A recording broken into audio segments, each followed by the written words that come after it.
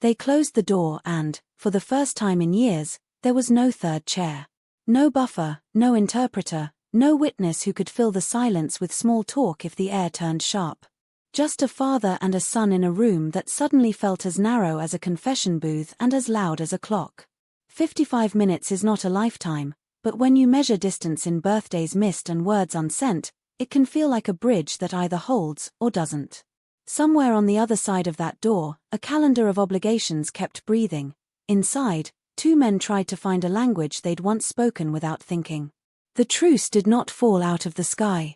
It arrived in handwriting, the slow, unfashionable kind that cannot be ghostwritten or deniably forwarded.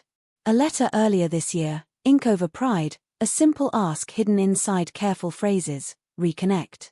Letters do what texts can't. They sit on a desk and look you in the eye. They dare you to ignore them. They do not vanish in a thread of blue bubbles. They stare until you answer.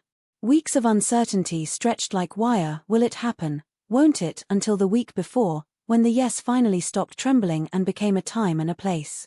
London, early September. Come alone. Alone is the word everyone circled. The last time they'd sat together after the diagnosis rearranged the Crown's calendar, there had been a witness in the room, a queen whose job is to keep chaos at bay and feelings from flooding the carpet. This time her chair remained empty. No escort, no soft intervention. The absence made noise, louder even than the rumors that had rusted the family's hinges. You don't remove the most experienced pair of eyes from a meeting like this unless someone has asked for trust and someone else has offered it. The missing third presence became the headline without ever being written. He's here as my father, not as a king with a chaperone. When they speak privately, royals usually remember the audience waiting on the other side of the wall. Not today. The descriptions that slipped out afterward sounded almost indecent in their plainness, relaxed, emotional, super positive, the kind of language people use when something long and heavy slides, finally, into place. No legal adjectives, no institutional upholstery. Just relief, as if both men had been holding the same breath for years and decided, almost in the same second, to let it go. Emotional is a generous word. It covers tears and laughter with the same blanket. It also admits there were moments neither could narrate without the other. Still, it was not a reboot, it was a test. 55 minutes is a number that begs interpretation. Long enough to say I'm sorry without turning it into theater, long enough to draw a map for what comes next without promising a future no one can deliver alone. Short enough to protect both men if the room failed them. Short enough to avoid the political, no cameras through the keyhole, no aides with clipboards, no staged walk to the car. Those who measure sincerity in photo ops will have been disappointed. Those who measure it in the quiet practice of showing up will have noticed the white space around the meeting and understood the point. The question that will now stalk every corridor is simple and impossible. What changed?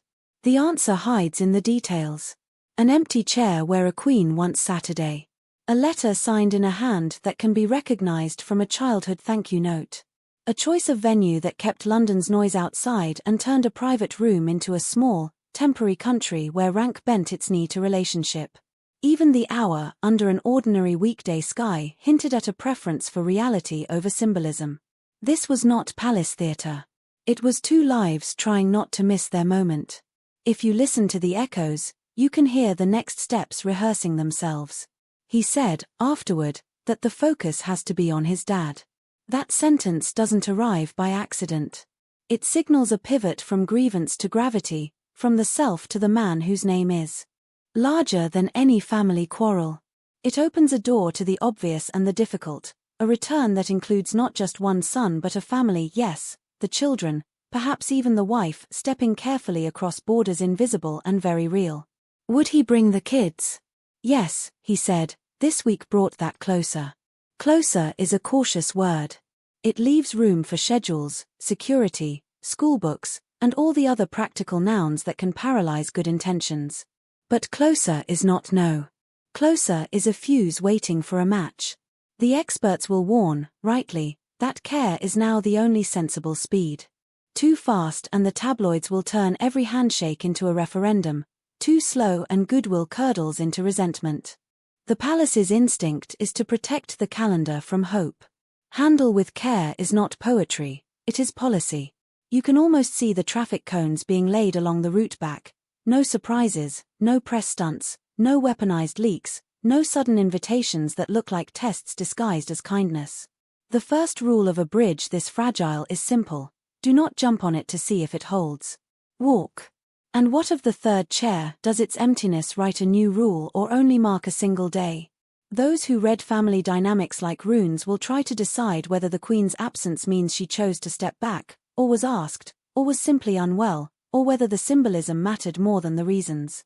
The truth, savagely boring and unheadlinable, may be that the absence was the point because it allowed a father to be a father without any other role vibrating in the room. Trust is a shy creature. It spooks easily in the presence of witnesses. You build it where it startles least. There is also the question no one likes to write down: what happens if the next conversation is harder than this one? Reconciliation is not a ribbon cutting, it is a maintenance schedule. It asks for unglamorous habits, showing up when there isn't news, choosing the boring word over the explosive one, refusing to exile each other in public for private applause. It asks the institution to let the relationship breathe without suffocating it with choreography. It asks the exile, voluntary or otherwise, to resist the old muscle memory of turning hurt into headlines. Nobody gets a perfect score. Everybody gets to keep trying. If you need a picture to take away, don't choose the door. Choose the clock. 55 minutes of not performing for the world. 55 minutes of cutting through years of static. 55 minutes of sitting with what you cannot change and asking, together, whether there is enough left to build on anyway. The monarchy, for all its pomp, is a family business. Its greatest crises and greatest graces have always arrived at kitchen table scale. If this becomes anything more than a good afternoon, it will be because the next quiet hour is arranged before the noise returns. Momentum dies quickly in palaces. The trick is to feed it before it faints. For now, the absence that shocked some observers reads like a promise: next time, perhaps the same. Or perhaps not. Perhaps the next conversation will widen by one seat, if and when the trust earned between two men is strong enough to hold a third person's breath. Perhaps little footsteps will echo in halls where the portraits look down with a kind of relief. Perhaps the conversation will move rooms, cities, continents. Or perhaps it will stay exactly where it belongs, at a table with nothing on it but water and the relief of hearing your father call you by your name the way he used to. There is a temptation to ask for proof: a photograph, a joint statement, a staged stroll with cameras at a choreographed distance. Resist it. Real reconciliations grow in the dark, fed by unremarkable acts repeated until they feel ordinary again. The most telling detail of this meeting may not be who wasn't there, it may be that nobody else was. In a house where history demands witnesses, choosing to have none is radical. In a family where every gesture is a semaphore, the decision to lower the flags and just speak is braver than it looks. The door opened again. The room emptied, lighter than it had been an hour earlier. The third chair remained where it was, unmoved, unneeded, at least this time. The clock went back to being a clock. Outside, the kingdom resumed the complicated work of being a country. Inside, two men had finished the simpler and harder work of remembering the best version of themselves in each other's presence. It is not everything. It is not nothing. It is the start that makes the next start possible.